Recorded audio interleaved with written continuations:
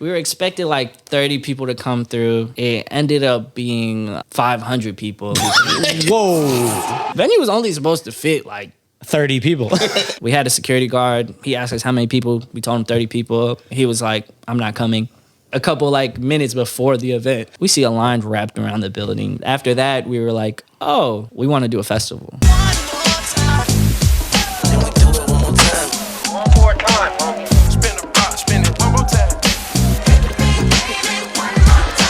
Ladies and gentlemen, welcome back for another episode of the One More Time podcast. I'm Playback Ben here with my co-host, Henry with the 3, a.k.a. the Trap Jack Black. Trap Jack Black. Who do we have in the hot seat today, my friend? We have Anwar from Lotus. Whoa. This is my, look, I got to introduce the guest. Oh, my fault, OG. Okay, look. He only has like a few jobs here. I mean, you literally took one of three two, things he does.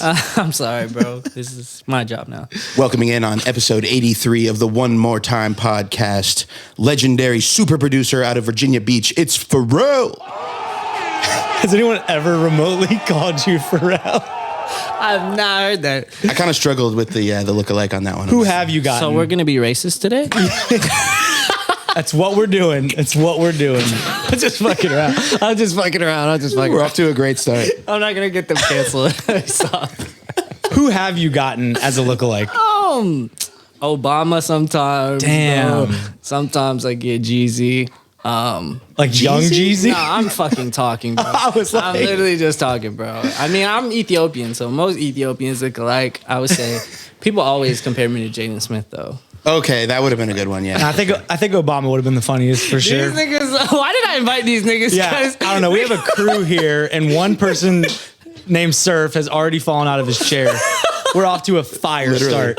No, who do we have for real? We have legendary Atlanta. How do you even identify? Event curator, manager? Like, you know, what do you identify as these days? Honestly, I was gonna troll, but I'm not gonna troll. I'm gonna be serious for real. But I would consider myself like an event curator, artist manager, project manager, like a mixture of like all those different things. For sure. And it's Anwar in the building. Of Lotus Rosery in the building. Yes. So I'm 31. I felt about to be 32. Jesus Christ. Felt a little triggered by your recent tweet.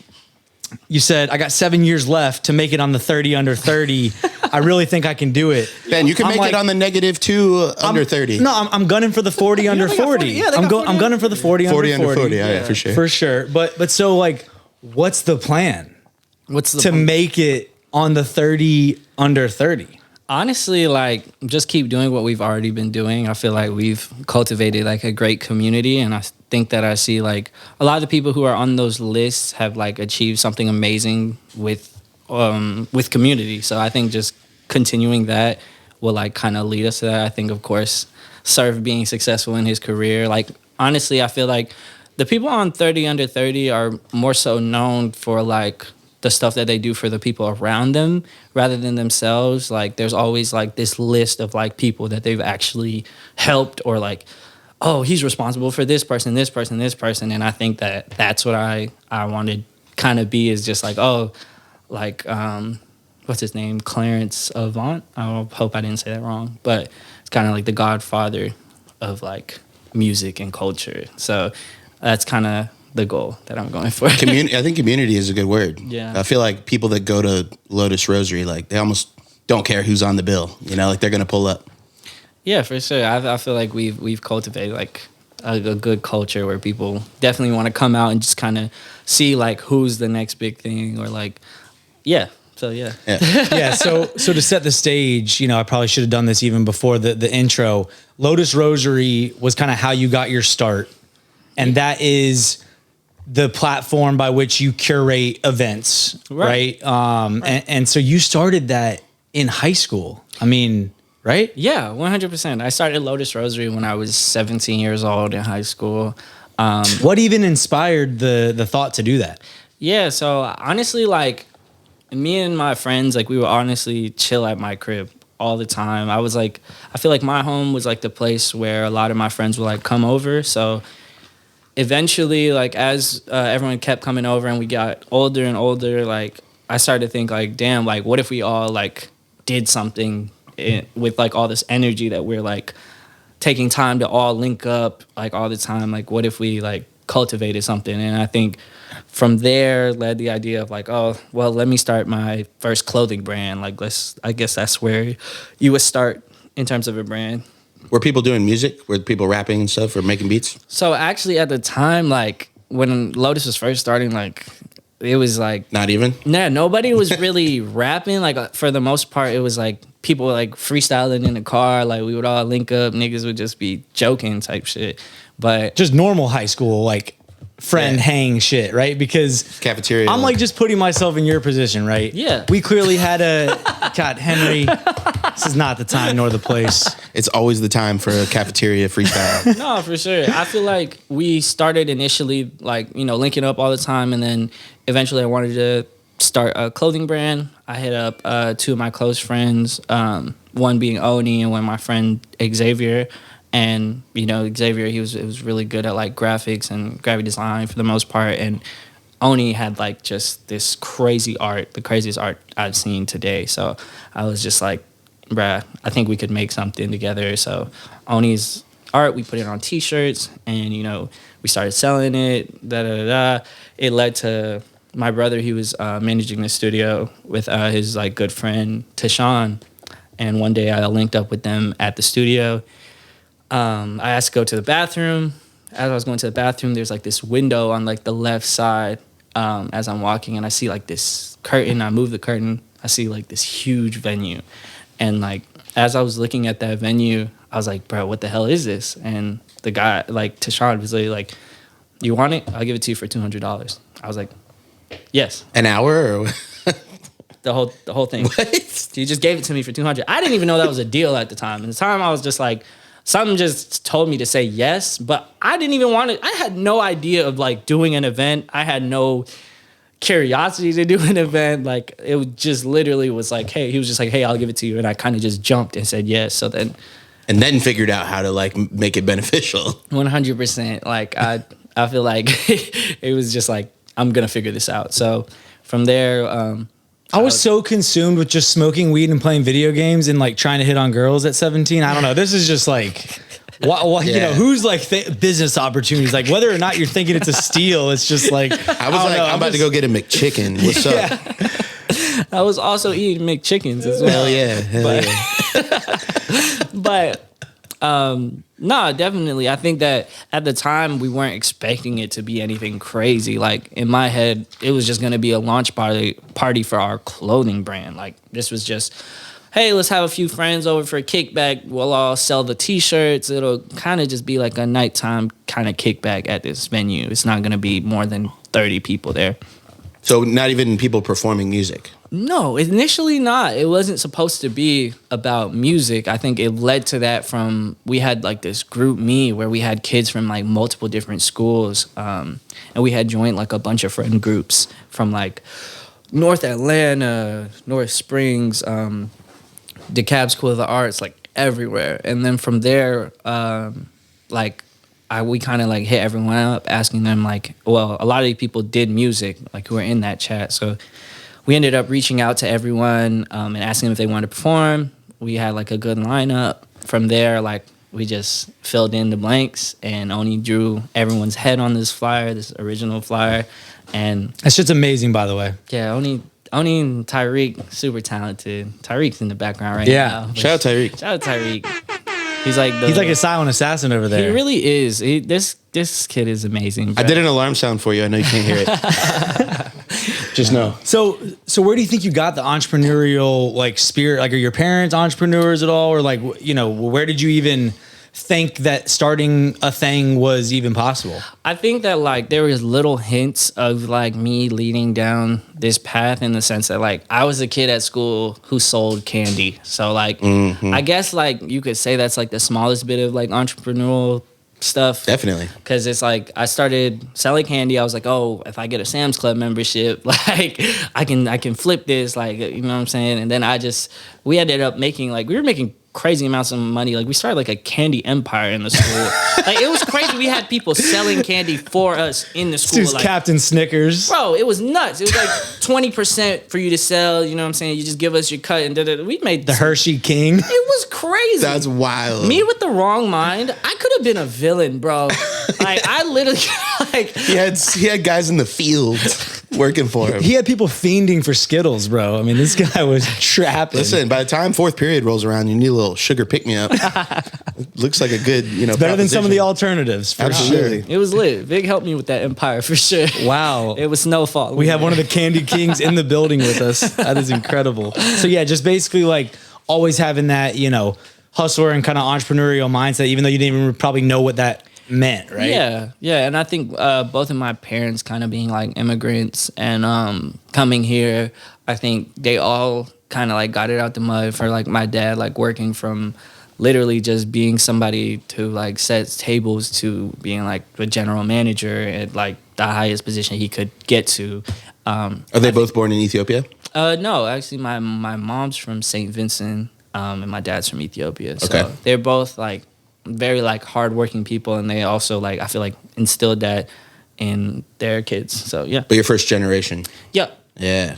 Yeah, Cool. I feel like we've had a few other, first generation Americans whose parents were immigrants, and like that story's so consistent, man. It is. Yeah. It's like, I'm not saying it's a complete rule of thumb, but like generally speaking, immigrants that come here to pursue like that American dream, if you Yeah. will, like they're coming in and busting they're not coming in here and being lazy. And chilling. Yeah, no. They didn't leave their country to just sit on their ass. Like, Yeah. I mean, Yeah. so I think that's inspiring. No, thank you. I think with both of my parents, their logic was literally like, we're gonna get out here and like grind and like get a better future for our families as well. And I think for me, like I don't take their sacrifices lightly. So I think that's why I don't really play with it. Yeah.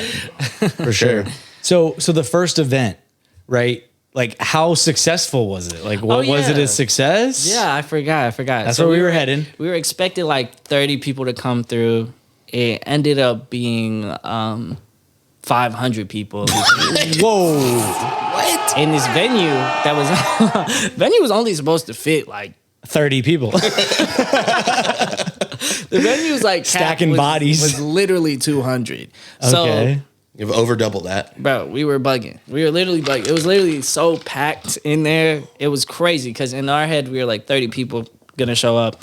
We had a security guard. He asked us how many people. We told him 30 people. He was like, "I'm not coming." Like a couple like minutes before the event, literally tells us he's not coming. We're like, man, whatever. Well, I don't think we're inviting anybody who's gonna be on some nut shit. We see a line wrapped around the building. We're like, So, but luckily everything went well. There wasn't like a single incident, and I think that just goes to show what kind of crowd we have. It's the type of people who attend our shows. It's just like people who are trying to create. So Yeah. after that, we were like, oh, like we want to do a festival. Like this is definitely like the dream now. This is the vision, and I feel like right after that event, I feel like that's when I ran into Tyreek, who is like also now like co-founder and also somebody who's like plays like just such a pivotal role in like what we do, from the branding, the graphics, like VFX, stage graphics, anything you pretty much see with Lotus. It's like hard to say that he doesn't have his hand in it.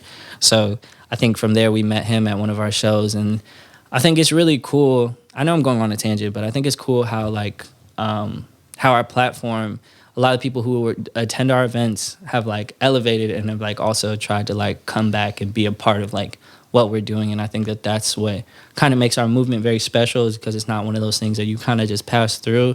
It's like everyone is like has this like one goal, just to be successful, and they all reach back and like try to like help people come up. Yeah, so kind of primarily speaking about the artists that maybe have been on the lineups, is that where you're, I mean, or like, just anyone involved, I guess? literally the attendees, like some of the attendees were literally like people who, for instance, Joshua Robinson, like that was somebody who was just pulling up to our events. He now writes for like, he wrote for Creative Loafing, he's wrote for Hot New Hip Hop, and like he's literally be like, yeah, I used to come to you guys' events all the time. I've been like, now I'm just gonna cover them with Creative Loafing. Now I'm gonna cover them with this. So it's like the people who were literally in the crowd became like some of the more pivotal people at these events, and just off of showing like love and just being kind to people. Like people came back. It's just an Yeah. inspiring. It's like a breeding ground. Yeah, it's for really creativity. cool. Yeah, so obviously the average concert attendee is not looking to just give back to that like show in any way. Necessarily, yeah. I mean, just on average, right? So what do you think it is about the community aspect, right, that you've done successfully, right? Why do you think that is? Honestly, I think it's because like this was made by us for us. I think that's like that plays a pivotal part in it. Like this is Shout out for- Fubu. But I think that because it's like what we put out there is like anyone can like make it. We're just trying to like help people get to that next level. I think when you put out that energy, it just comes back to you when like everyone sees like, oh, these people like are giving their all to this one cause, and it's not like they're not seeing us make $1 million right now. They're just seeing us like go through 40 shows in a year, like raw, and like not coming out of it with like some crazy profit, not overtaxing people, just literally trying to make an impact, trying to get artists to like this next level in their career. And I think that's what like leads people to want to come back Dope. and just fuck with us. Yeah, you just attract kind of what you put out. For and sure. then it just builds. You did 40 shows one year? Yeah, no, that was like, I was like, hold on. no, Almost every week. bro, it was like twice a week some weeks. Like it was OD. Like that was like I feel like that was my burnout phase, because when I was like younger, like we had like a terrible mentor, bro. Like worst mentor. Not gonna even Shout out to that person real quick. for sure, because I feel No, like shout him out. nah, you're bugging. We need the clickbait, low key. Nah. We call him Moldy Butt. Shout out That's Moldy. almost better than whoever the person's real name is. We call that nigga Moldy Butt. Moldy Butt. You know who you are. That's amazing. I'm so happy that Moldy Butt's gonna watch this and feels Wonder. triggered. Triggered. He's, but I feel like for him, he was a blessing in disguise though, because I think that from there, like I learned my limits, like just from like seeing how far we're willing to like take it to be successful or to go that hard from week to week. It's like he showed me my limits, and sometimes like it's not all bad, you know. Like you can even if like you're in a bad situation, you can take positives from it. And I think I learned a lot in that situation, just like on how to outwork people, how to do this. But the ultimate thing I learned was quantity is not better than quality, and quality will always beat that every single time. So So did you slow down? yeah, we slowed down, and because in my head, like the thing I cared about was sponsorships. Like that, when I initially met him, I was trying to like learn how to tap into those like higher clients, how to like get out of this underground circuit, but like bring it with us at the same time as we like go to this next level. And so I feel like since we slowed down, we started thinking about like, oh, like what do sponsors care about? We met people who are actual like whose actual jobs is to go find sponsorships. We started to find people who were just on a similar wave, and from learning from them, we were able to get like a fucking list of them, like from like Just Water, Comcast, like Red Bull, Sprite, a bunch. Like I can't even. Oh, yeah. But yeah, I think like I feel like that's played a pivotal role in what you've been able to do, is like bring Atlanta's, I mean, underground scene, honestly, to these big brands, bro. I mean, that's something I looked at. Because they have no way of finding what's They don't know cool what- and yeah. who's coming up. They don't know. Yeah. They got to tap into someone like an Anwar, you know what I mean? yeah, I mean, I appreciate that. I think that is definitely our strong suit, is that we know where the youth is. We know how to tap in with them. We know what they care about, their values. And I think that's kind of like the strong point we have is like when I talk to these brands, they're like, they find out my age like later on, and they're like, what? Like, That was my reaction. I saw that tweet and I was like, no way this dude's not 30. I was like, he's not, like, someone checked the birth certificate. He shouldn't be allowed to compete in this 30 under 30 competition. So I definitely hear where they're coming from. nah, I appreciate that. Yeah. No, I mean, definitely the way you carry yourself is, not immature at all. So like that's probably their reaction for sure. I appreciate Yeah. that. I appreciate that. I feel like I saved that for the group chat. I'll be acting a child in there. Oh yeah. Got to let it out somewhere. Right? You know what I mean? But yeah. Yeah. So like working with the brands, like How do those conversations go? Like for those that don't know, right? Like when you get a meeting with a Red Bull or a Comcast or a Sprite or whoever the fuck, right? These big brands that have a lot to lose when it comes to their brand reputation. What is the pitch? Like how do those meetings go? Ultimately, I feel like when it comes to certain brands, at the end of the day, they're not gonna fuck with you unless they have a point of reference. So for the end, like for me, like when it came to Red Bull, like that was my mentor who put me onto that. Like it was literally like Yusuf. Like I was like, bro, like I'm trying to figure out the sponsorship space. Da da da. He has like a ton of relationships in the sponsorship realm because he does like every festival. He's helped out with like some of the biggest festivals on the planet. With Yusuf, it was crazy. Even how I met him, it was just literally. I had seen his Instagram page, and then I saw him walking down the street one day as I was like skating, and I walked up to him. I was like, "Hey, you inspire me." And he was with his wife and his child. And then literally a week later, he posted something saying like he's looking for a mentee to take on. And so like I had like all the people from Lotus go and comment. His shit hit like 1,000 comments. And then he was just like, all Anwar.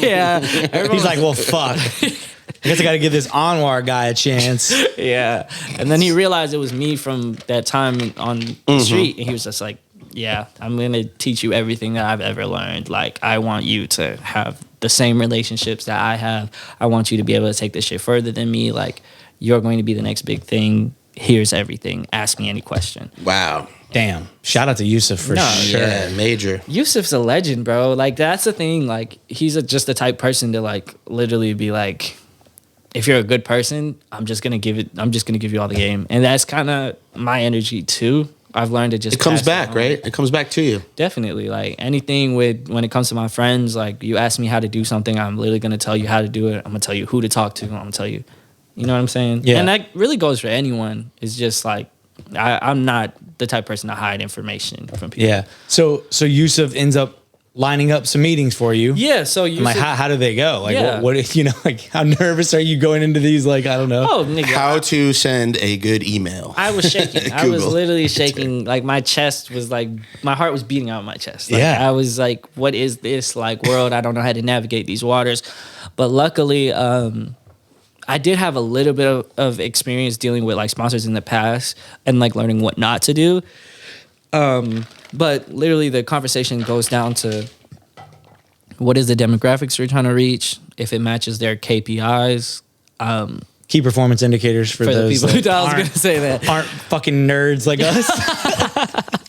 You got to hit those KPIs, people. Gotta hit the KPIs, boys. Yeah. So at the end of the day, to break it down, it's like brands care about like some people are trying to reach the cool like suburb kids. Like some brands are trying to reach the older punk kids. Like every brand has like certain things that they're trying to hit, and then at the end of the day, they have these numbers that indicate how close they are to their goals. So for me, like KPIs for dummies. yeah. So you're trying to prove that you can hit their goals. Yeah. So like for us, like our goals were like, okay, you have to get this amount of people into a venue. You have to it has to be like these amount of like students or like this amount, whatever demographic you're coming to us for. Usually for us, it's college students. So it's like this amount of college students need to be in the building, like da-da-da-da. They give us like 5 pretty much like standards to like go by, and that determines if we've had a successful partnership. And then from there, it's like, So you hit those KPIs and then they'll come back again. Did you use that like 500 person, that 30 person turned 500 person first event to like show them? Cause like, how do they know what the fuck you're about to do? Right. Right. Like, did you use kind of like the proof of concept that was your launch party as like an example? I feel like some people just don't believe in something unless they were there. So for one, it's like inviting these reps from these companies to come to your events to see what it actually is. Then they can be like, it's actually dope. Or literally it's just about the stats. Like, how many emails do you have? Like, at the end of the day, these brands. Yeah, it's just brass tacks of just like, what are the numbers? Like, at the end of the day, like, that's the most basic way that they can measure it is like, if you have this amount of emails, you can literally touch this many people, period. Yeah. Like, and that's what they want. And that's what they're giving you this fund for. That's what they're doing all this for. So, yeah, no, it makes sense. So you were interviewed by Verizon. So shout out another giant brand. They like interviewed you and talked to you about like how you've leveraged their like small business portal with all this information, whatever. You mentioned like your goal, and you kind of alluded to this at the beginning, like your goal for this shit is to eventually one day like take out the Coachellas of the world, right? Like, I mean, is that still your goal? Cause that's what you said in that like little bit. Like, is that still where you're at? I feel like, honestly, like, our dreams are ever changing, so like they're always evolving and adding on to them. Where are you at right now? Right now, I don't believe in like eating anyone's business or taking out. Okay, he's so peaceful. Taking out, he's like, that's becoming bigger than you can coexist with Coachella. As big as. Yeah. I'd like to partner with Coachella, honestly. Okay, shout out to that, but basically putting on a massively, internationally recognized music festival was one of your goals, according to, this was like back in January, maybe of this year. Yeah, 100%. I think the goal at the end of the day is to be a traveling festival similar to like Warped Tour, Rolling Loud, Coachella. Yeah. Like if you could mix all three of those in one, you would get Lotus Rosery. Absolutely. So how are we tracking to that? Like, I mean, are we taking steps? You know what I mean? Like, obviously you've been dominating still the Atlanta market. I feel like you're still having the who's who of like the next wave of artists on your lineups. Mm-hmm. You obviously have successful shows. I went to your, Saunders City one recently, super amazing event. Like, are we tracking, you know what I mean? Like what's the next event? Like, where are we at as far as like that goal? Yeah. So I think that like, honestly, like I said, like we did 40 events in like 1 year, and we've been doing this since we were like 17 years old. So my priority right now has been like recalibrating. I think that at the end of the day, like dope companies are made up of dope people. When you put dope people together, you get something beautiful. And so in my head, like I decided that like everyone in the company needed to take like a break, because I think that when we're all like chasing this thing, we forget to just be 23. We forget to be 22. We forget to check in on our family members. We forget to spend time with people that we love and care about. And like that entrepreneur shit, for one, it's not meant for everyone. But at the end of the day, when you're in it, you're making sacrifices so that you don't have to do things later. And I think that right now we need to just take time to take a break so we can do the long haul. Because at the end of the day, our logic is like, let's work so we don't have to work when we're 40. Let's work so we don't have to work when we're 35. That's the goal. So at the end of the day, like right now, I think it's like we're stretching and like doing a pit stop just to literally go crazy. So right now, how hard is that for you guys?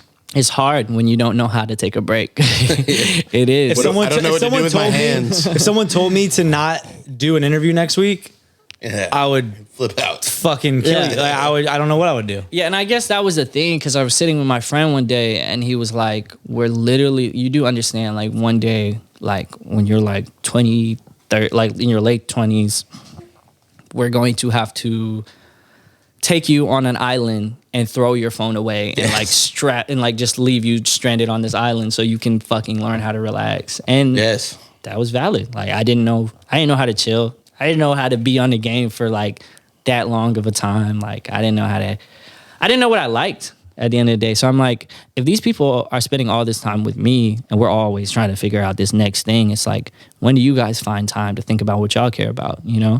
Lotus can't be everything. I mean, it can be, but at the end of the day, it's like, I want everyone to have their other goals. I want everyone to have their own shit, figure out who they are, so that when we're going to this next level, nobody feels like they've like lost anything with like dedicating so much time to like where we're trying to go.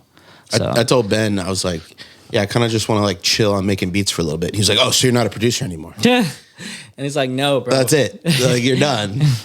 No, not necessarily, man. Like the point was, excuse me. The point the was call out. The point was basically that like, if your current goals though are like short-term goals are to get placements with artists as a producer, I was just being very matter of fact that beats need to be made and beats need to be sent out. Yeah. I mean, it's just how the game works. But isn't that such a factory machine way of looking at shit? Like if I'm not inspired to make it's a beat, realistic should way I just of be chunking out bullshit beats? Is that really what's going to help me? At the end of the day, I think that every human being on this planet is different.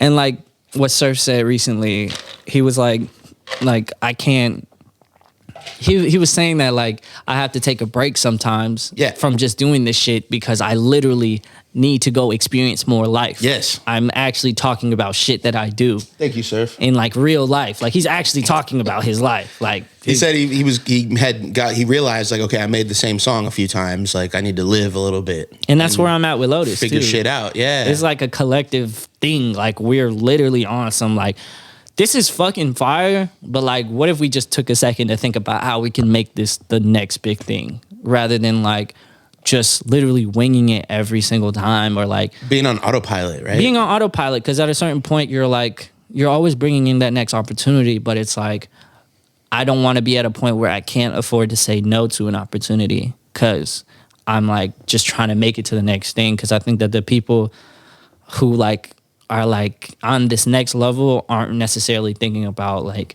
oh, I got to do this, this and that, and this and that. They're always just thinking about how can I be innovative? How can I make this the best product ever?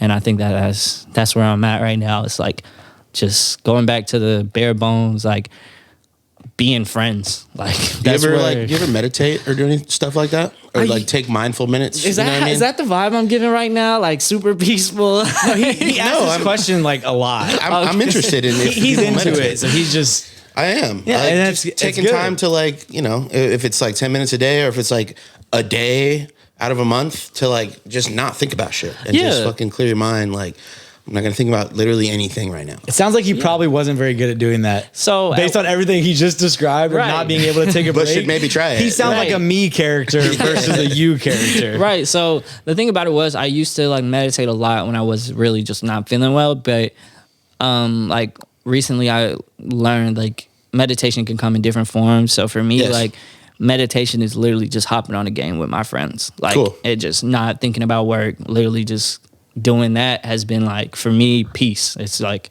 we can just have fun, do what we need to do, absolutely to keep afloat, but like we're all overall just like relaxing and having a good time and chilling. Yeah, so my version of that is I play basketball on the weekends, actually in Cam Kirk's pickup league. Oh, wow. Yeah. You be out there with them? I be hooping with them. He tries. Yeah. That's hilarious. Hey, I can guard Cam. But so Cam, he just calls you out. No, I mean, you know, he's a competitor, but that for me is the same thing where like my phone is clearly on the bleachers, like not accessible to me. Cause even if I'm like out for like a walk or a run, right, getting exercise, my phone's in my pocket. Listening to a podcast or something. And I can answer you or text whoever and look at whatever, right? It's not actually disconnected. In basketball, I have my shit, you know, on the freaking bleachers, out of, you know, arm's reach or whatever. Right. But that's exactly how it is for me, man. Like I have to do it. Mm-hmm. And even though it's only once a week, like I have to do it. But see, like you hoop and you got your games, but y'all are still like, your brain is very active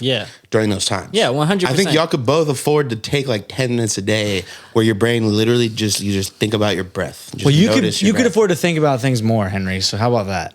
I mean, that's why we balance each other out really well. But so Collective Gallery is described as the record label for photographers. Yeah. So dope. You have since become the project manager at Collective Gallery, right? Yeah. What is the record label for those that have no idea what the fuck that actually... I don't know what that means. Okay, so for Henry and others, what is the vision behind Collective Gallery, right? And then we'll kind of get into your role. Right. So I guess the vision for Collective Gallery is just like creating like a brand and a name that's more like respectable for photographers everywhere. I think that when it comes to like the music industry and just entertainment industry in general, like photographers, videographers, like those people are like almost like disrespected a lot, and it's like become like the standard of like, you know, whether that comes to like not paying them on time, like treating them like they're just like some extra or like whatever the case is. But I guess they wanted to break that stigma and show like how important like photographers are and to like treat them actually like artists. And so they are like artists who are signed to this label. Imagine an artist with no visuals.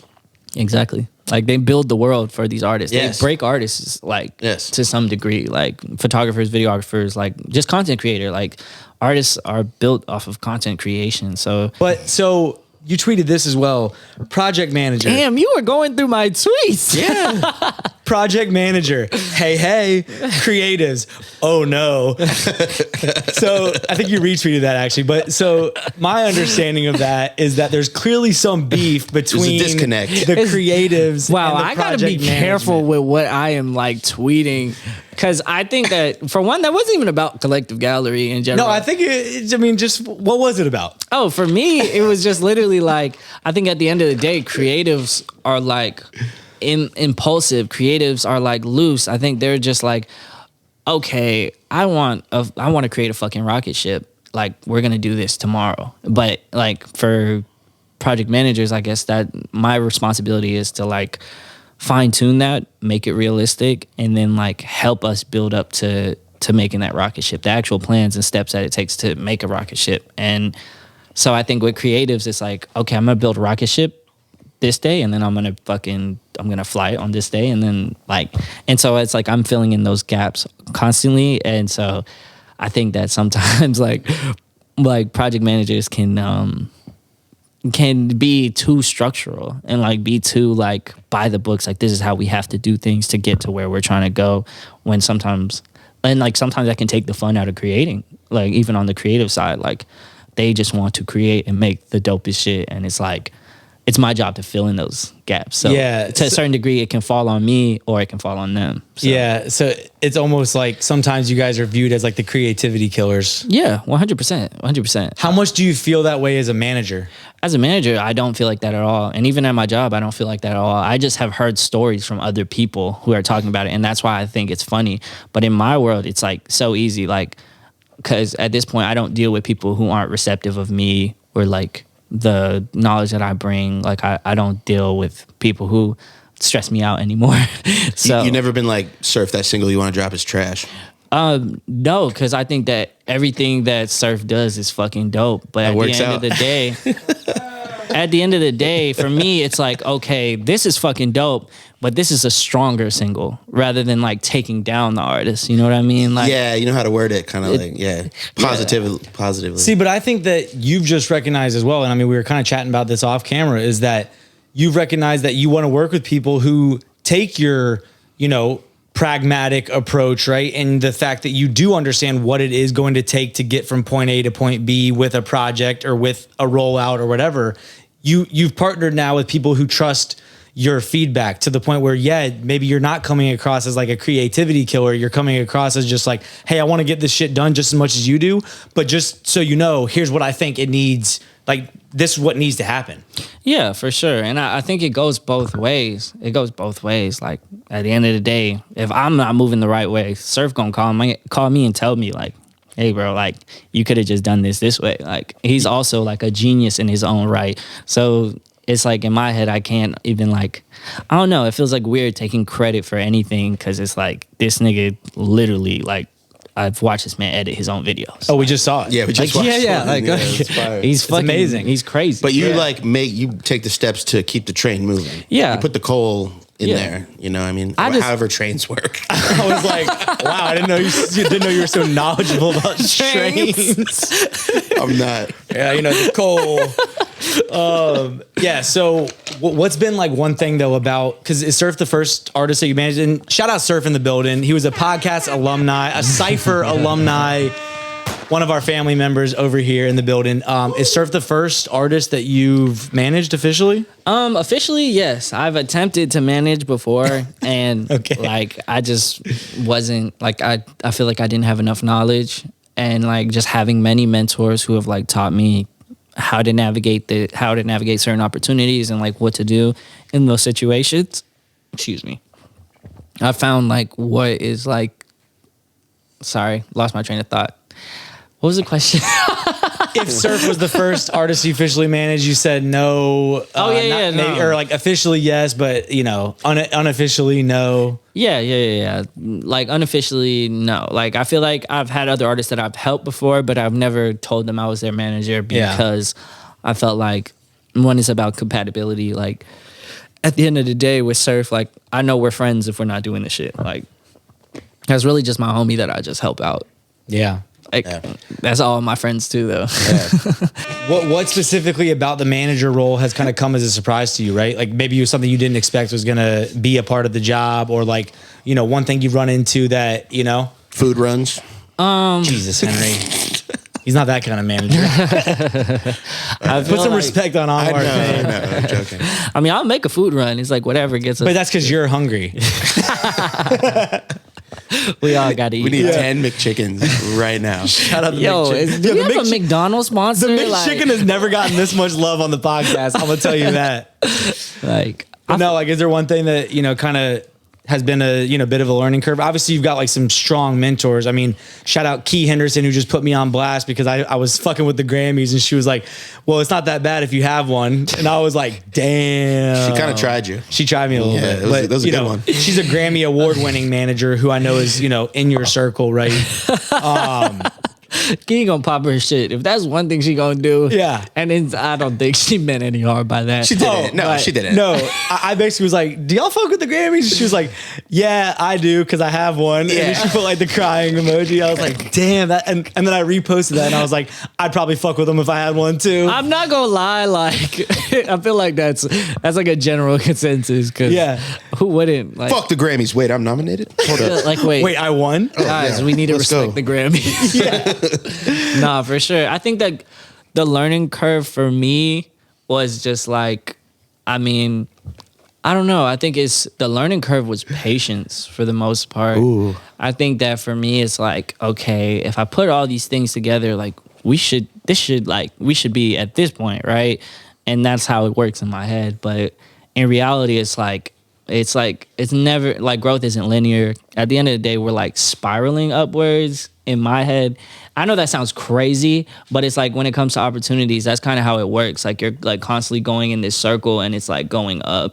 And I like that. That's an amazing analogy. Like 'cause most moves kind of send you sideways, but your general trajectory is up. bro, I feel like that even with the podcast. I'm sure you even felt like that at times with Lotus. no, for sure. I think Yeah. that that's literally what we're in. And once I like got out this place, that it's not going to just be like, okay, we hit this and then we go up here and like we do Rolling Loud and then we go up here and we're like the biggest artists. Like it's literally like we got to do all the fucking opportunities on this level, get to the next level, do all those opportunities, get to the next level, and it's just like a constant grind. So getting more comfortable with that and like understanding that, like, you know, everyone, like just having grace with everyone because we're all like learning, and this is like a very very pivotal time in everyone's careers. And just I just had to learn patience for sure. Yeah, I'm shit. Still working on it. Let me know how you learned, because I'm still trying to pick that that trade up. Do you ever look at it like you said you're a gamer? Do you ever like see similarities there? Because I was just thinking when you were talking about like leveling up, you know, and I used to game a lot. Yes, 100%. I 100% believe in like the hero's journey. In the sense that like you gotta, like every game is very similar in the sense that you gotta go through this hard shit and you get rewarded for that. Gotta do some side quests. Literally, gotta do some side quests. Like that's constantly how it feels until we get to like where we want to go. Yeah, so I definitely do. Yeah. To answer your question, I definitely do. We're just out here trying to beat the game, man. But then sometimes I try not to look fucking at it like game sometimes, because sometimes it literally feels like a game, and I'm like, dang, bruh. Feels like we're getting played sometimes, right? Like, did he just glitch? Like, like what? All right, so you're fresh off of the first Red Bull Symphonic. Yeah, man, that shit was crazy. It looked amazing. What is it? Yeah, like what for those that didn't see that happen? Like what was it? So Red Bull Symphonic was, for one, that was the first one we've done in America. Like it's been done other places, but not in the U.S. So the first time, you know, we wanted to pair literally a hip hop musician with a live orchestra and like choir and all that, and band pretty much, to make like literally a symphony like with musical artists. And so for Atlanta, like we wanted to make it super special. So they picked, of course, Rick Ross, because that's just like a staple here.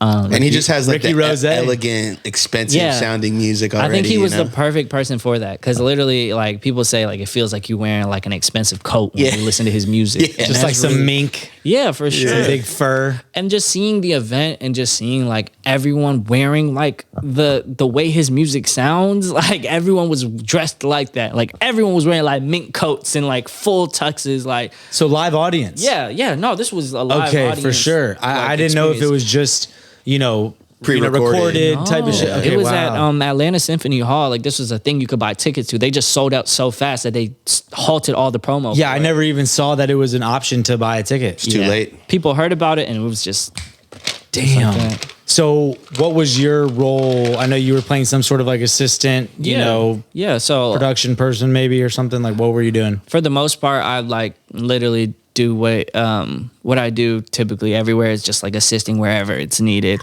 So I feel like you could put me in like a PA role, but like I think that like I handle a lot of different like really in like a lot of different responsibilities in like the artist relations role, in the sense of like getting Rick Ross from his room to the stage and like just doing certain tasks like that that go a little bit past like being just an assistant. So I think, that's for the most part, like I was just running around doing like a million things, whatever kind of needed to get done. Similar to my show, it's like, because I have like show expertise, I can tell people when I see like a hole or when I see something that might be a potential issue, it's just calling it out. And then also just like seeing who I need to talk to fix this situation before it becomes a bigger problem. Like literally just practicing risk management, and then also just artist relations, like not pissing off any of the artists, making sure that people ain't like running up to them, like acting crazy, just like making it as smooth as possible, making sure that the relationship between the brand and the team and the event is all great. And then that's a success. Was that the highest production level event that you've been a part of? It looked insane. I mean, you were in like a control room on one of your posts where it was like 30 fucking production screens of like camera angles and shit. Like, was that like the highest production level event or like some other ones you've done? I feel like the craziest shit I've done today was like Afro Punk. I think was like insane just because it was like Lucky Day, Burna Boy, Isaiah Rashad, fucking Doechii, like all these like big names, like all back to back, like having to drive them around like in a little golf cart, like get them to certain stages, like making sure that they're straight, like talking to their team members, making sure that like audio team knows where they are, making sure everyone knows what's going on. I feel like that was the craziest shit because that was like the first time for when I got like flown out to like do a job, because this was in like Brooklyn. So yeah, it's got to feel more serious when they fly you out. Like, it was different. We need Anwar on a jet tomorrow for Afro Punk. Because in my head, I'm like, bro, that means that like I've gotten to a certain level where people have like seen my expertise in like another city and have been like, there's all these people who are in the city that would be a much cheaper, reliable option. But like at the end of the day, like what did I do to stand out to get an opportunity like that? Right. So I think that was like proof for me that I was elevating. It was also like something I wasn't going to play with. I think Red Bull, that event was also like just, for me, the most well-curated event. But that's always Red Bull's thing. Like everyone there is just so happy. Like usually there's one asshole at every event. They're just geeked up on energy drinks, right? Do you know that could be it? They're just like, give me another Red Bull. Let's fucking go. That could so be it. Fucking pumped to do this Red Bull Symphonic, bro. That could be it. That could be it. They just really take care of their workers too, though. Like, everyone there is just such like the culture of their company is like so strong. Like, and also it's hard for me to even name a non-music brand that's more entrenched in music than Red Bull. They really are. They were doing. I mean, a lot of brands are hopping into like music ventures now, I think, but Red Bull's been on that shit. Yeah, they're crazy. Like, if you just take your day to just like go through the city of Atlanta and try to find a Red Bull, like the Red Bull logo or can or sign or something, you will find it. I guarantee you within the first 2 hours. Yeah. Gives you wings. Shit's crazy. For sure. No, I mean, so like when it comes to the artist relations, I'm just like kind of curious, right? Like, are you typically interfacing with the managers and shit, and like they're kind of giving you this like laundry list of, you know, hey, here's what we need right now or whatever? Or is it sometimes the artists are like coming to you too? Or typically my job is just literally like if they have a concern, rather than like there's people who like run hospitality, who are the people who get like food and stuff for them, who are like more so PAs. But most other sets I've been like hired as actual artist relations, in the sense that like I'm talking to like these artists and like making sure that they're good. They're like, oh, I'm worried that there's like a little crack in the stage. Like I'm worried that like my heel might go through it or something. Just some like really specific issues. Like, and it's just about problem solving. At the end of the day, it's just You put out fires. pretty much. Or prevent them from Ever becoming happening. fires. Yeah. Right. Probably Yeah. is the preferred method, Yeah. right? So it's like Fire preventer. Yeah. He does have his extinguisher on, Right, on, just on in deck. case, just but, in like, case. Yeah. yeah, I feel like my friend. I feel like my friends always come to me and they're like, you have a lot of answers for problems, and I realize that's just my job. Anwar is not that far away from answer. So For sure. there you go. Well, yo, you've got an amazing, journey so far. Only like 23. Like, how old are you? Yeah, I'm 23. 23. Yeah, still Nuts. blows my mind. Incredible, man. Thank you. We have entered a final segment of the podcast. Let's do it. H3, where we at? This is the Rapid Fire Rampage. What's this? I'm glad that you don't know because it makes it that much more fun. Sir, if you didn't watch your episode. Yeah. You just admit it. Oh shit! This is my fault. I need to do more research. I definitely watched parts of it, but This is the end, though. But yeah, did you get through the hour, though? No. So it's a 3-part rampage. Oh god. We're going to start with just some quick short answer questions. Yeah. Then we're going to do some this or that. I'm going to give you 2 choices. You pick one. We're going to finish it off with a word association where I just shoot you a word and you just shoot me 1, maybe 2 words right back. And it's all based on speed. There's no correct answers. It's just how quickly do you answer. Rapid fire rampage. Okay. Sound Okay. good? So it's like literally you ask me questions, I'm answering them, and then next Essentially. words. Essentially. Okay, cool. We'll go back over the parts as we get there. Cool. but Here we go. Rapid fire rampage. One more time podcast, episode 83 with Anwar. Anwar, what is something you would refuse to do under any circumstance? Go against my morals. When was the last time you did something for the first time? Last Friday I went and we did like pickup games at like I started like a group for like doing soccer pickup games. I like that. If you had to murder somebody, how would you do it? Kill them with kindness. Damn, that's fire. I was trying to get something negative out of it. So nice. I know. Kill My- him with kindness. It's an amazing So answer. quick. It was fast, too. It's like you've been asked that before. We media trained over here. Yeah. Clearly. He said he hasn't watched. Yeah, that was part of his ploy. I haven't watched the Rapid Fire Rampage. yeah. Yet he's Ooh. prepared for weeks. What is this? He's prepared for weeks. Moving on. Come on, throw him a curveball, Henry. You've just purchased MySpace. Yo, this voice. It's so bad. Okay. What is the first thing you do to improve the company?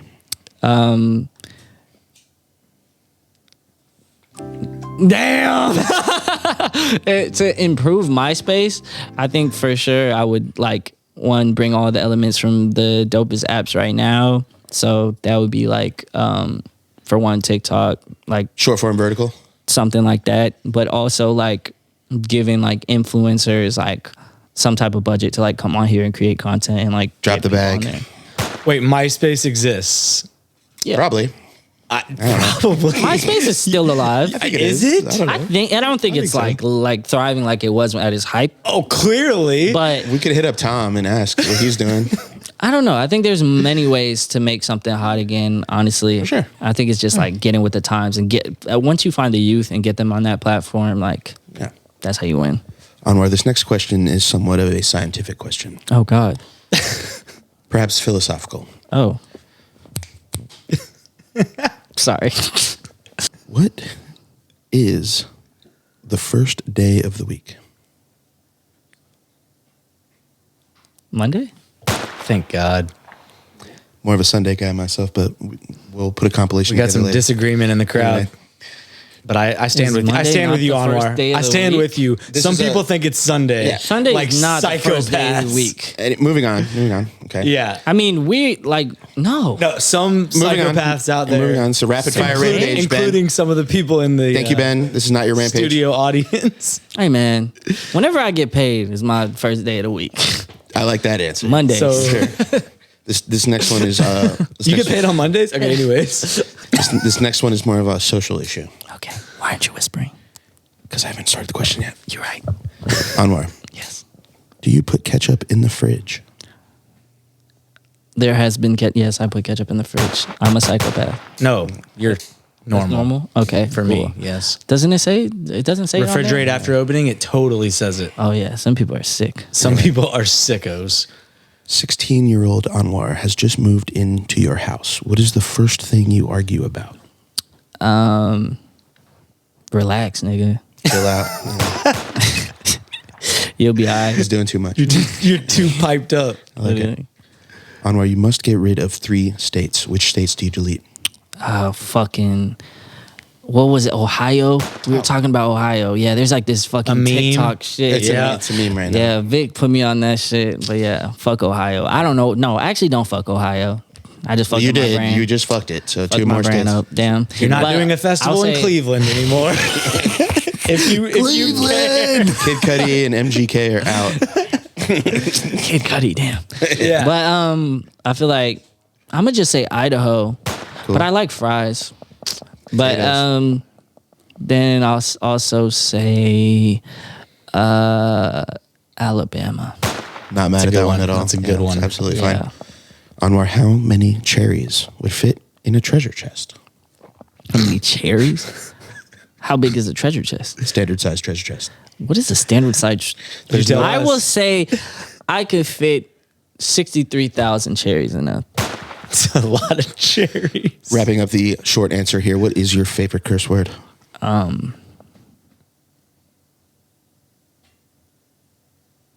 God damn it! Part 1. It was totally worth the wait.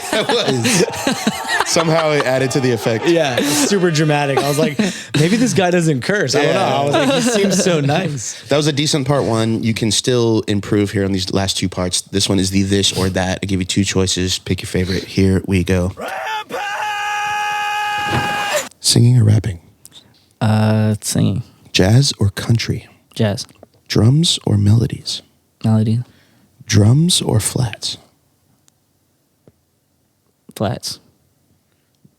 TikTok or YouTube? YouTube. PlayStation or Xbox? Xbox. Never brush your teeth again or never cut any hair again? Never cut any hair. I feel like because I'm Ethiopian, I could get away with it. Might be able to. Look 20 years older from the neck up or the neck down? Wait, say that again? Look 20 years older from the neck up or from the neck down? From the neck up, I feel like I would be a sexy old man. Look like a fish or smell like a fish? Damn. Can I do something to cover it up? Damn. We could work alone. This is a hard one. Damn. Some people like fish. I'm gonna have to smell like fish, bro. Cause like some people, No scales. yeah, bro. I might just like have to like work and like, damn, I'm allergic to shellfish. Damn, I ain't think this one through. Just work at like a fish factory, Right. and it would explain the smell. Blame it on the. Yeah, I was just at work all day. Like, sorry. I work a lot. You guys are crazy. Yeah. Last one of the this or that. Here we go. Are we going to get a face tat of DJ Khaled or lose a pinky? I lose a fucking pinky. Gone. Part 2. Damn. Much better. That was better than part 1. No one rocks with Khaled, bro. We do. But Khaled on kinda. my face. Maybe on would your be face. crazy. Yeah, no, I mean, I don't fuck with him like that. I don't think I like him It's that like much a either. pinky. I'll wear gloves like all the time. all the time, bro. Okay, all right. So it's all going to Wow. boil down. It's all going to boil down to this last part. This is the word association. I'm going to This give is you it. one word, and you just say the first word, maybe 2 words off the top of your head, right back at me. Sound Okay. good? Here we go. Part 3. Nigga, what did you just say? What? I'm just Trying to get me canceled. One's in the beginning and one's at the end. The sound effect says Rampage. First of all, I'm so sorry. Yo, that was crazy. you had me thinking I said something I wasn't supposed to. I didn't even know what I was. What did I say? I was so quickly about to find a new co-host. Like, I was about to pull one of these guys on and just keep rolling. What did Wow. you just call me, bro? What did you just call him? Can we start the? Can we start? turned you I'm red. so glad that wasn't me. I broke every bro. Broken. I'm so glad that wasn't me. Holy shit. Okay. I'm so This is so good. I'm so sorry. Dude, He'd been planning this the whole interview. This was your plan. I gotta keep it in. We're keeping all this, even though I'm embarrassed. He's totally seen the Rampage. We have to he was keep like, it in part so that they know I didn't say anything crazy.